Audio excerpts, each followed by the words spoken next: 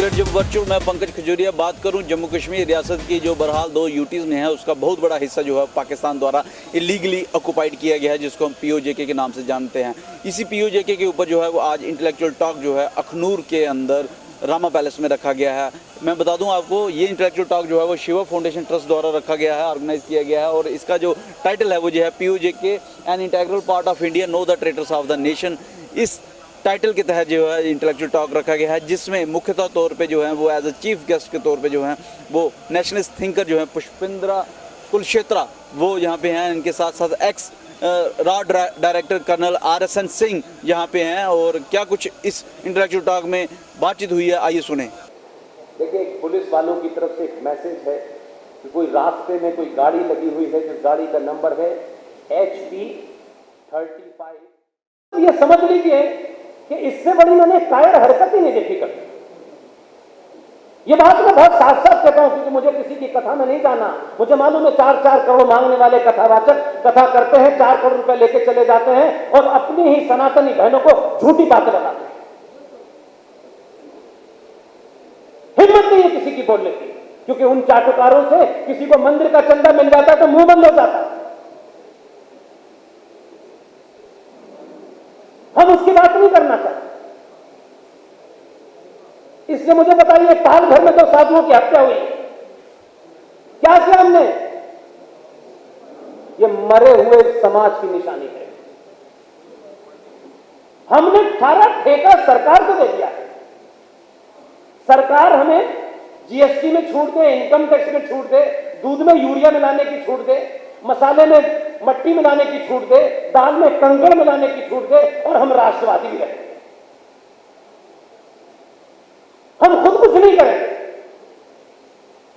दुनिया में जितने भी जिंदा समाज हैं, जितने भी राष्ट्र हैं जहां राष्ट्र की कल्पना है, मैं आज भी मानता हूं और यही यकीन है मेरा कि कर्नल RSN सिंह साहब, सुशील पंडित और इन लोगों के कहने से 7-8 साल पहले जब इन लोगों ने कुछ बातें मेरे सामने रखी तो मुझे लगा कि नौकरी तो एक लंबे समय तक हर कोई करता है, मैं भी कर रहा हूं।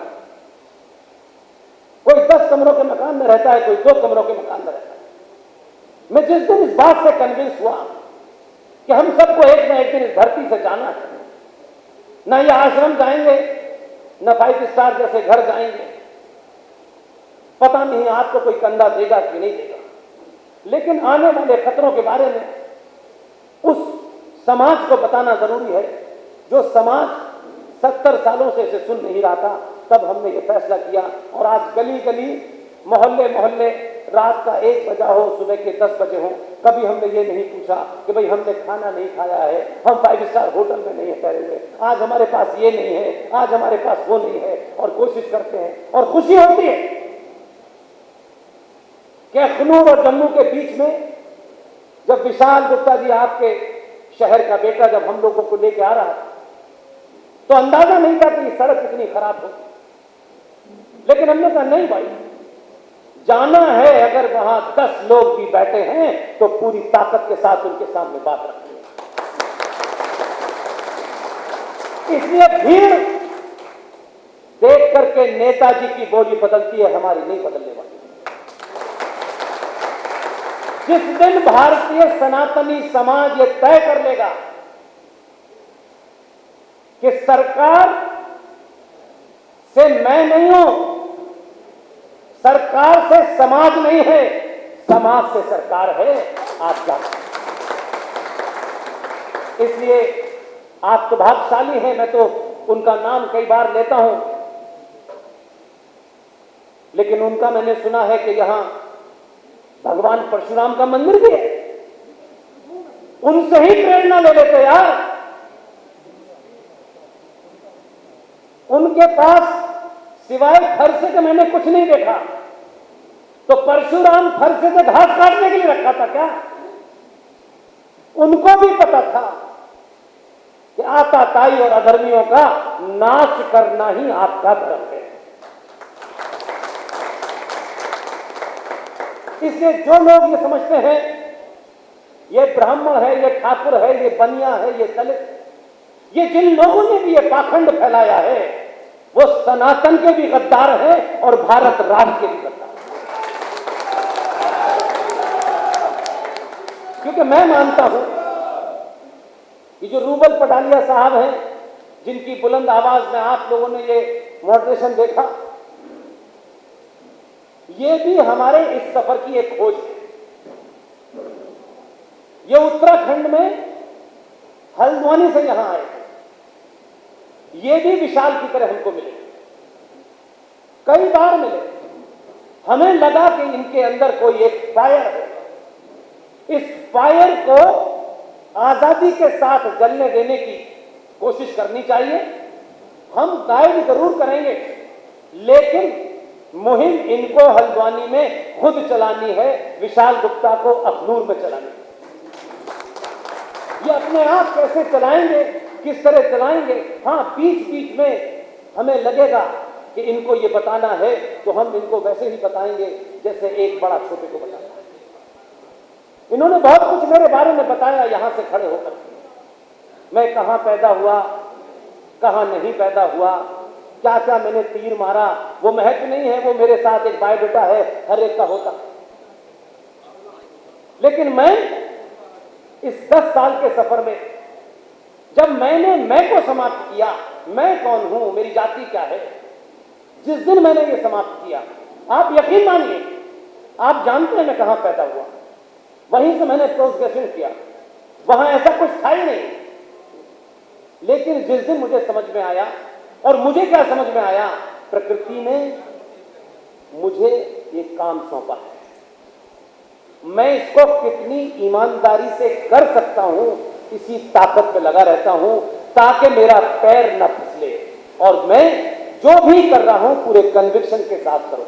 इसलिए मेरी जाति क्या है, बैठने वालों की जाति क्या है, यहां कौन बैठा है, आपकी शक्ल देख करके मेरा आर्गुमेंट नहीं बदलने वाला। दो बैठे हैं, दो कौड़ी के दो नेता बैठे होते हैं, लोगों की भाषा बदल जाती है कि नेताजी नाराज ना हो जाए, कल नाराज हो गए, अभी हो जाए, अभी हो जाए। नेता राष्ट्र नहीं है, किसी पार्टी का गुलाम है।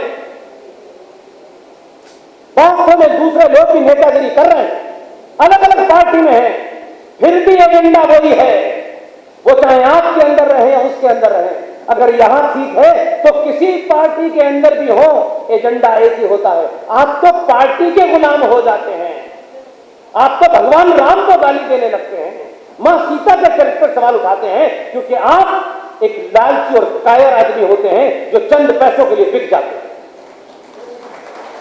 इसलिए मेरी जानकारी जितनी है, मैं जिन चीजों को पब्लिक में रखता हूं, क्योंकि परशुराम का मंदिर जब मुझे बताया गया तो मैंने कहा मुझे जम्मू में ये बात इसलिए कहनी है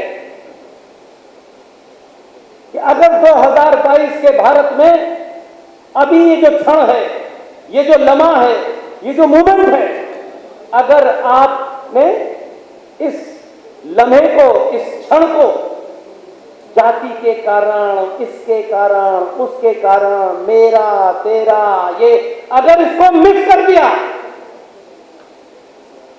कई सौ साल तक आपकी संतानें आपको माफ नहीं करेंगी, और आपको ये अफसोस होगा, ये पश्चाताप होगा कि जब हमको अपनी भूमिका निभाने का मौका मिला था, तब भी हमारे बिजनेस में रहमान भाई से 10 पैसे का फायदा हो रहा है तो रहमान भाई की जातियों को सुनते रहो, रहमान भाई से सीधे सीधे दो टूक शब्दों में बात न करो। माफ कीजिएगा, ऐसे लोग शारीरिक तौर पर जिंदा रहते हैं, मुझे कम से कम ऐसे जिंदा होने में कोई शौक नहीं है। मैं चाहता हूं मेरे बारे में जिसको जो राय बनानी हो बनाए, मुझे किसी की राय की चिंता नहीं है, चाहे वो दुनिया का सबसे बड़ा नेता हो या सड़क पे चलने वाला एक आदमी हो। मैं चाहता हूं कि मेरी एब्सेंस में लोग ये कहें कि ये जो बोला था का सदस्य हूं, न किसी पार्टी में जाने का मेरा ख्याल नहीं है। मैं मानता हूं कि पार्टी, संगठन और देश और राष्ट्र के बीच में कुछ चुनना हो तो जिस दिन आप राष्ट्र को चुनेंगे, ये तीनों लोग ये तीनों चीजें आपकी चौखट पे नाक रखें। सनातनी हिंदू जिस दिन अपनी उस शक्ति को जान जाएगा, ये गली गली मोहल्ले मोहल्ले करोड़ों की तादाद में साधु संत जिस दिन आपको ये बोध करा देंगे कि आपकी शक्ति है कहां, आप शक्ति नेताजी के घर में ढूंढ रहे हैं, आप शक्ति महबूबा की चप्पलें उठा के ढूंढ रहे हैं, आपका मुंहबंद इसलिए है कि आपको कोई वजारत मिल जाएगी। ये वजारत आपके जीवन में 2 कमरे से 4 कमरे का मकान कर देगी, लेकिन राष्ट्र आपको कभी याद नहीं रखेगा। इसके आज से कई साल पहले भी 47 में, 48 में, 46 में आपके बीच में बहादुर थे, पुरुषार्थी थे, लेकिन आपने उनको नहीं अपना हीरो माना। आपने एक कायर आदमी की अपना हीरो बना लिया, और उसका नुकसान क्या हुआ? क्योंकि आपको जब आवाज उठानी थी, जब चिल्लाना था, तब आपने कहा हमें क्या करना है। वो चले गए, अब ये आ गए, कोई आ जाए, हमारी जिंदगी में क्या फर्क पड़ने वाला है। आपने उस वक्त नहीं सवाल उठाया, और 70 सालों तक इस देश में कायर आपके हीरो रहे। इसलिए इस समाज में जब भी कोई बहादुर पैदा होता है, ये कायरों की भीड़ उस बहादुर को कमजोर करके बिठा देती है, क्योंकि उन्हें लगता है कि ये तो बहादुर है और हमें बहादुर बनना पड़ा तो हमारे कितनों से रिश्ते खराब हो जाएंगे, कुछ बिजनेस में नुकसान हो जाएगा, कुछ हमारे बच्चों को नुकसान हो जाएगा। राष्ट्रों के जीवन में और मनुष्य के जीवन में भी एक समय होता है। मनुष्य 50 साल, 60 साल, 70 साल जीता है। ऐसा नहीं कि मनुष्य कभी मरेगा नहीं, ऐसे ही राष्ट्रों का भी जीवन होता है। आपका पराभव होता है, फिर आपका गिरना शुरू होता है। लेकिन जिंदा कौमें हमेशा इस बात की चिंता करती हैं कि हमको जो आज ताकत मिली है वो इतनी सी हो, इतनी बड़ी हो। जिस दिन राजा रात को सोने से पहले ये सोचता है कि आज रात इस राष्ट्र के लिए मुझे वो फैसले लेने हैं जिससे ये राष्ट्र सदियों तक सुरक्षित रहे। पता नहीं सुबह में उठूंगा या नहीं उठूंगा, वही राजा जीवित रहता है। इसलिए आज भी मुझे अफसोस है कि दिल्ली तो बदली, लेकिन दिल्ली की मजबूरी है कि जिन दलालों को वो हटाना चाहती है, उन दलालों की सेटिंग यह है कि वो रात के अंधेरे में जाके कहता है जो नबी का नहीं वो हमारा नहीं। ये वो फिक्सर है, ये वो दलाल है जो कश्मीर को कश्यप ऋषि की धरती बनने से रोक रहे हैं। इसलिए उनका मुंह कभी इस बात के लिए नहीं खुला कि यहां एक बहुत बड़ा घोटाला, वोट लेने आएंगे, एमएलए बन जाएंगे, ये उनके मुंह से नहीं सुना मैंने कभी। एक घोटाला हुआ, एक सरकार ने एक एजेंडे के तहत जम्मू कश्मीर की भूमि को एक पावर प्लांट लगाने के लिए कहा कि साहब हम रोशनी एक्ट लाएंगे। ये वो रोशनी लाने की बात कह रहे हैं जो 1400 साल पहले जिनकी बत्ती गुम हो गई, वो रोशनी लाने की बात कर रहे हैं। जिनके रोशनदान बंद है वो रोशनी की बात कर रहे हैं, लेकिन रोशनी नहीं लानी थी उन्हें। उन्हें इस कश्यप ऋषि की धरती की भूमि हड़पनी थी। हड़पी, वो समझदार है, उनको मालूम था कि जो तबर्रुक बट रहा है इसमें तो इनको भी दे दो तो इनका मुंह बंद हो जाएगा हिंदुत्व के नाम पे। मुंह नहीं खोला, लेकिन मुझे खुशी है कि मैं जम्मू कश्मीर के जम्मू में बोल रहा हूं, जम्मू में बोल रहा हूं। कोई ये नहीं कहेगा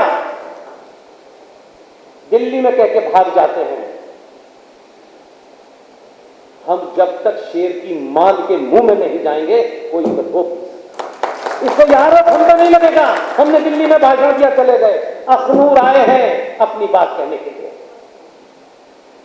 इसलिए एक रोशनी एक्ट बना। उस रोशनी एक्ट पे बड़े बड़े राष्ट्रवादी चुप, ठेकेदार चुप, क्योंकि कुछ हमारी चवन्नी की साठगांठ हो गई है। लेकिन राष्ट्र बिक जाए, हमें तो प्लॉट मिल गए हो, हमें तो इससे मतलब है।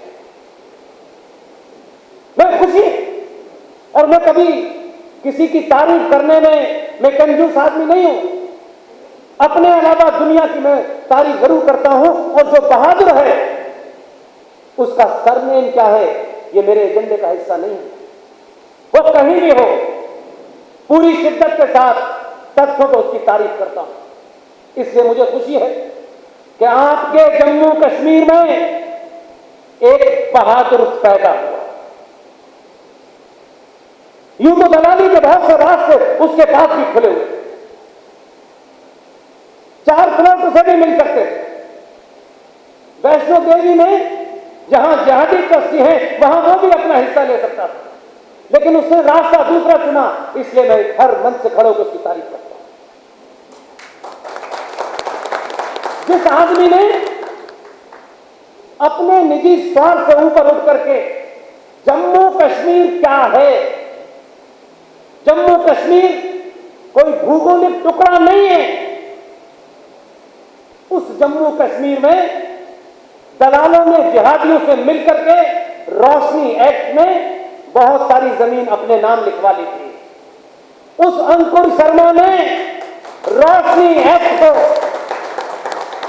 आपके यहां की हाई कोर्ट में चैलेंज किया। इस आदमी का दूर दूर तक कोई रिश्तेदार भी ऐसा नहीं है कि इनकी कोई मदद करता।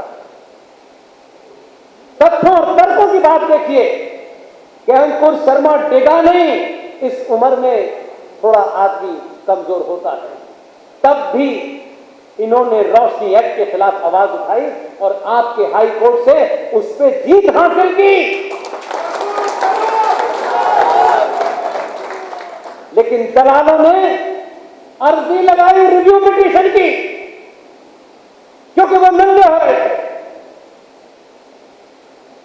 इसलिए आप नाम मत पूछिएगा मुझसे, मैं नाम लेके कुछ लोगों को मशहूर नहीं करना चाहता।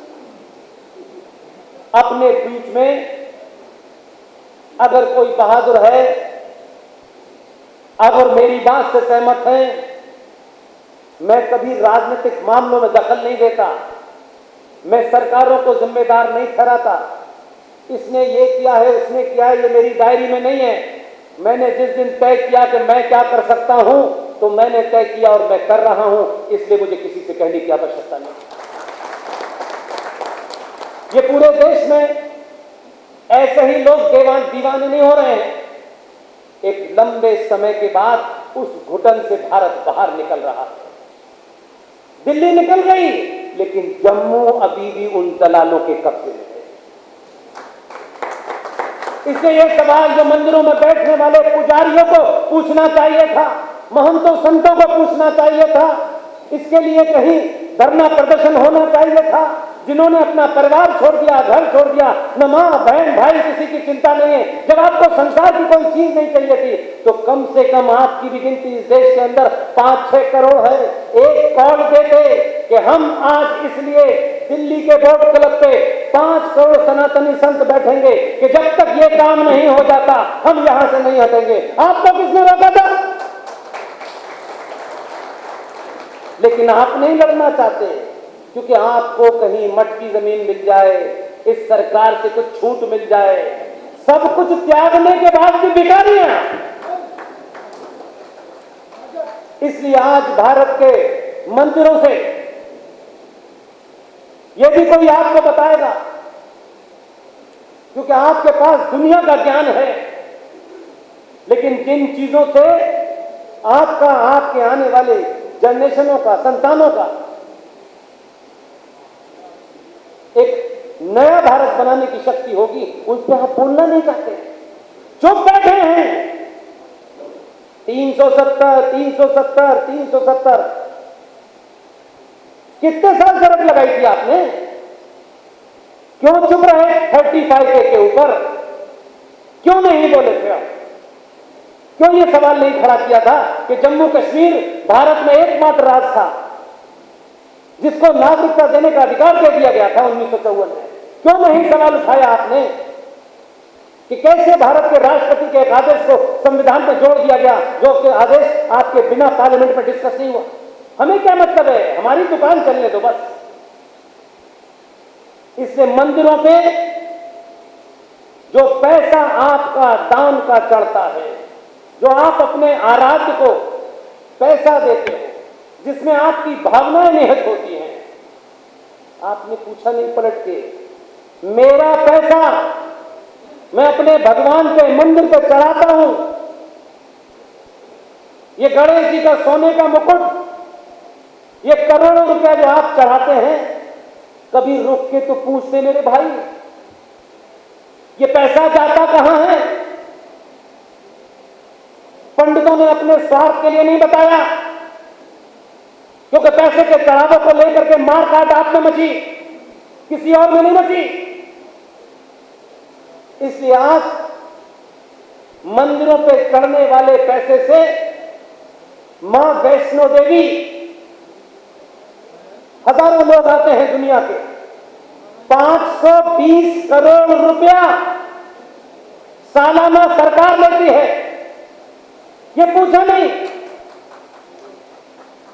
देवस्थानम बोर्ड तिरुपति 1300 करोड़ रुपया सरकार लेके जाती है।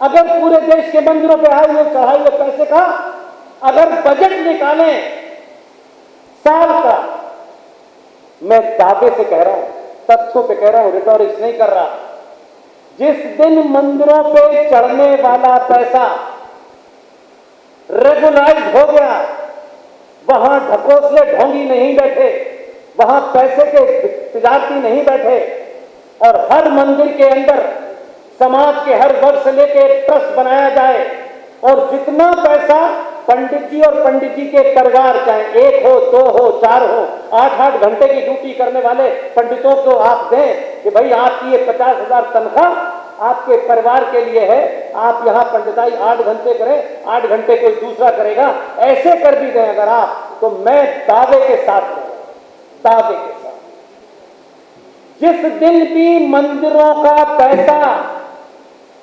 सनातनी हिंदू की कोई केंद्रीय जिसमें दलाल न हो, ऐसे लोगों के पास आ गया, सनातन में न ब्राह्मण का बच्चा, न ठाकुर का, न दलित का एक भी भूखा नहीं सोएगा। एक भी किसी बच्चे को सरकार के ऊपर इन तरसी आंखों से नहीं देखना पड़ेगा कि हमारे बच्चे को स्कॉलरशिप नहीं मिल रही। पैरेलल व्यवस्था खड़ी कर सकते हैं आप, लेकिन इन मुद्दों के लिए नहीं लड़ना है, इन मुद्दों पे चिंता नहीं करनी है, और तथ्यों के साथ रखिए, ये भावनात्मक मुद्दा नहीं है। भारत 76 में लिखित में सेकुलर हुआ, लिखा गया 42nd अमेंडमेंट के माध्यम से भारत के संविधान के प्रेम्बल में लिखा गया कि भारत सेकुलर और सोशलिस्ट है।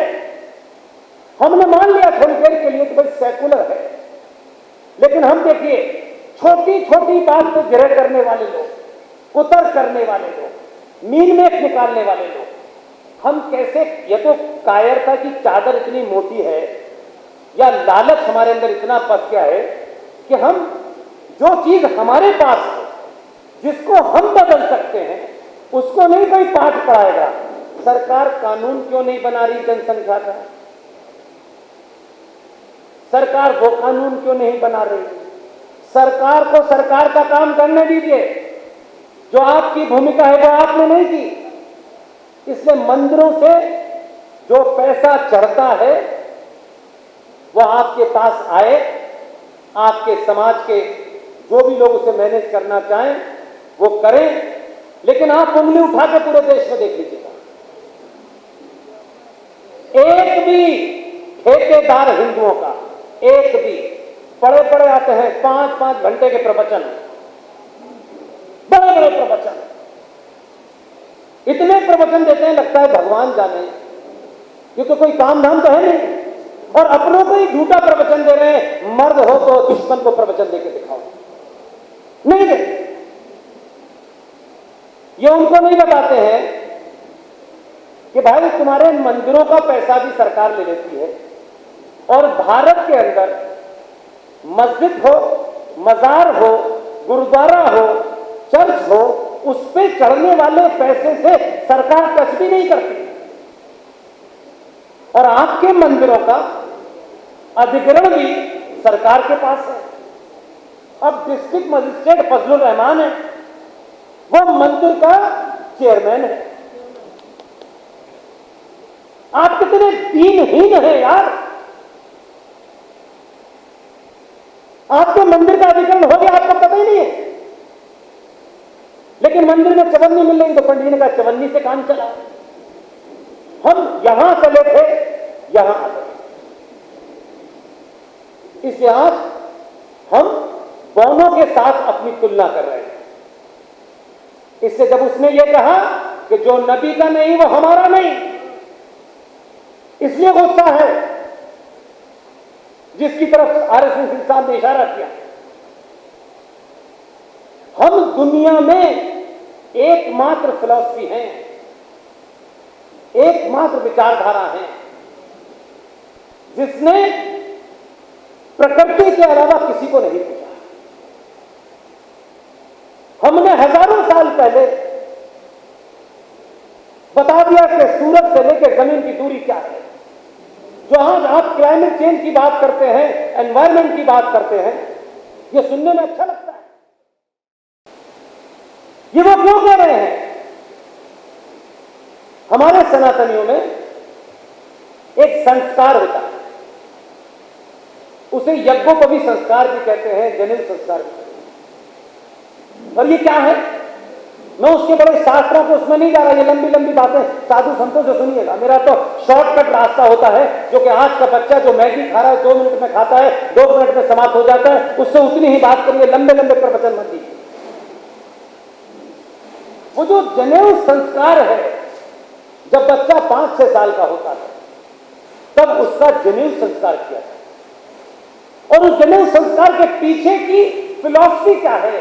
सिर्फ वो एक धागा डालना है और धागे को कान पे किसी समय लगा लेना है, ये नहीं है।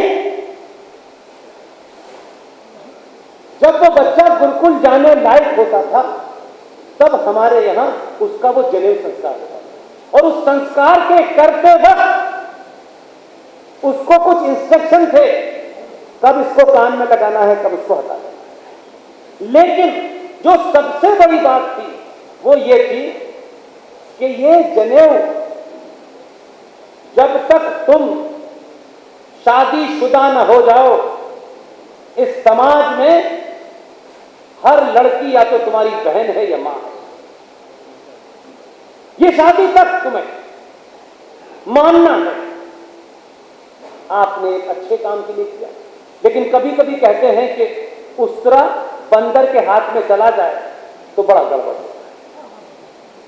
आपने जनेऊ संस्कार की पूरी फिलॉसफी है, साइंस। उन्होंने कहा हम भी एक संस्कार करेंगे, ये तो करते। उन्होंने भी कहा हम 7 साल की उम्र में एक संस्कार करेंगे। अब वो जो आज जिस समस्या से आप जूझ रहे हैं उसकी जड़ में जाइए। जिस बच्चे का तन से कुछ हिस्सा बचपन में ही जुदा कर दिया गया हो, वो तो बदला लेगा ही लेगा।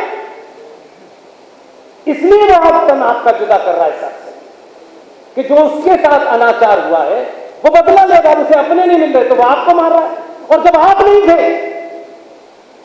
नहीं थे, वहां कम से कम नहीं थे, तब इसी फिलॉसफी ने प्रॉफिट मोहम्मद के दामाद इमाम अली की हत्या, उनका तन से धड़ जो सर जुदा किया वो मस्जिद में किया, जब वो फजर की नमाज पढ़ रहे थे। फिर उनकी बीवी यानी मोहम्मद साहब की बेटी फातिमा बीवी को घर में आग लगा के मारा। जब प्रॉफिट मोहम्मद के नवासे यानी फातिमा और अली के बच्चों को आपने करबला के मैदान में रेप करके मारा, कलमा पढ़ के मारा, तो ये पागलपन कोई नया नहीं है। इस पागलपन का इलाज फ्रांस ने ढूंढ लिया है।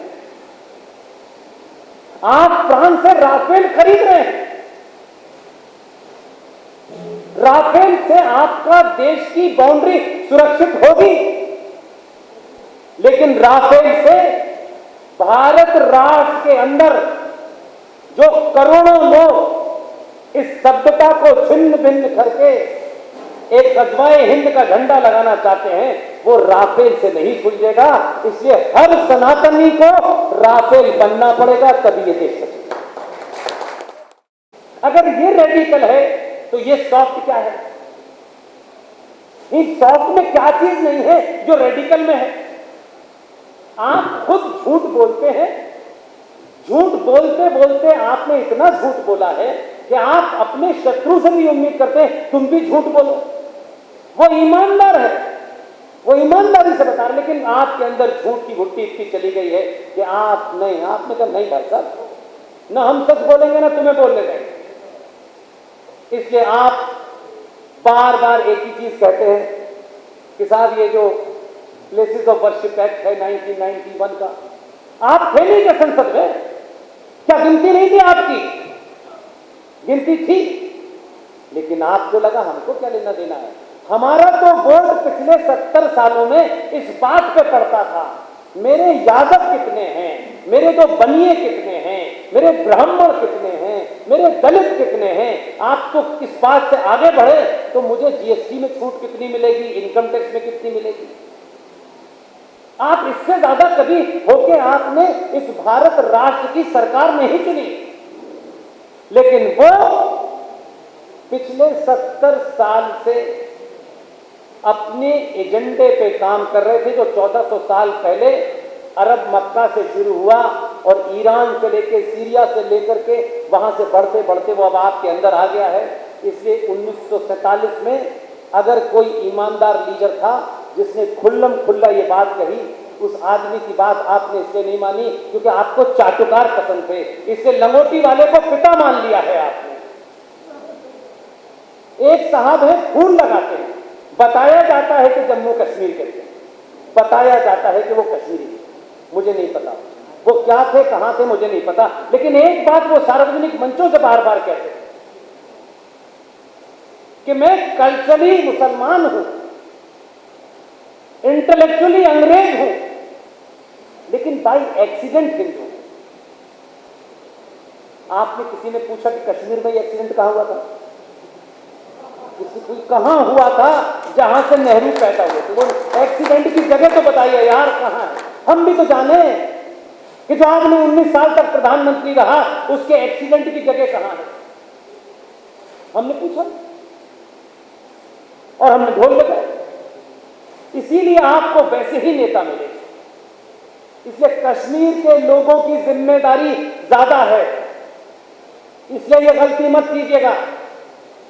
अभी दिल्ली है मजबूत, अगर यहां दलालों को चौराहे चौराहे एक्सपोज करना पड़े तो एक्सपोज करिए, और अपने बीच में से किसकी हैसियत क्या है, किसकी जाति क्या है, वो डोगरा है, वो सिख है, वो ब्राह्मण है, वो ठाकुर है, बहादुर को चुनिए और इतना बहादुर के पीछे ताकत बना दीजिए कि वो बहादुर के कभी पैर न डगमगाएं। इसलिए कश्मीर अगर यहां बदलाव नहीं हुआ तो फिर उस बदलाव का कोई मतलब नहीं है, क्योंकि दिल्ली सुरक्षित जभी तक है जब तक कश्मीर में जम्मू का गजवाए हिंद का रास्ता बंद नहीं होता। इसलिए आप ये मान के चलिए कि आपकी भूमिका ज्यादा है।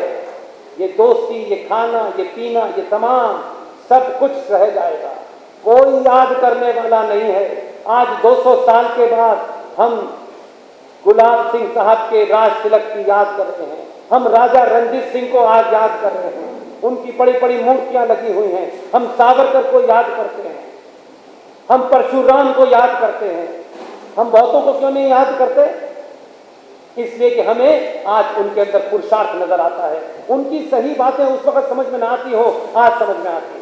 इसलिए अगर अंकुर की शक्ल में कोई बहादुर है और वो चाहता है कि चुनाव लड़े, तो उस ईमानदारी के साथ, पूरी ताकत के साथ आप उसे झंडा भी दीजिए और जिताइए।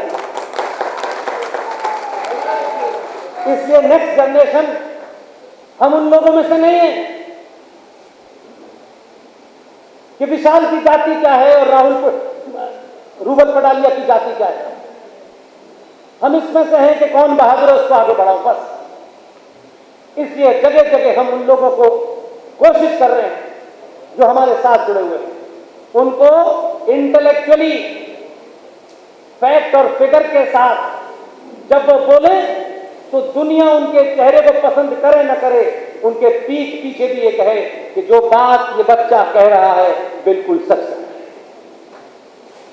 इसलिए हम कोई जादू की छड़ी लेके नहीं आए हैं आपके बीच में।